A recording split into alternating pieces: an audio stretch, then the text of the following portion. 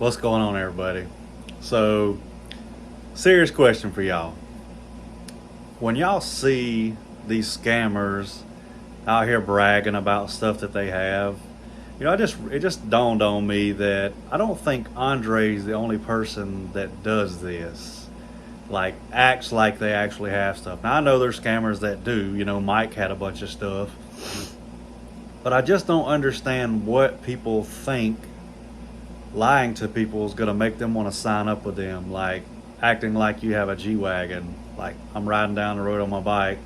Let me pull over and take a picture in front of somebody else's car to look cool. I don't understand it. But I'm not into being flashy and bragging about stuff. Not that I have anything, but if I did, I wouldn't. But as you can see from this screenshot right here of one of his, well, what he wants you to think is his apartment or one of his, I can't even think right now. I'm telling you, when I think about this guy or watch his videos, I feel dumb, like literally. But I'm going to show you a couple more screenshots from Google and Pinterest.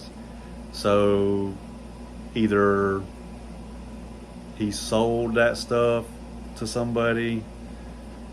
I don't know what he done. I have no idea, but it's obvious that it's all fake stuff. I mean, you can look at the picture and tell, but I think there's 3 different ones I got to show. But anyway, y'all, I'm not gonna stop till this joker goes down because he's just taking money from innocent people, and I'm sick and tired of it. And he's getting away with it because he's in Vietnam. He will never come back. But guess what?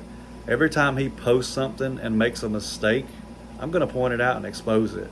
If y'all have any questions, leave them in the comments. Hope you have a great Saturday.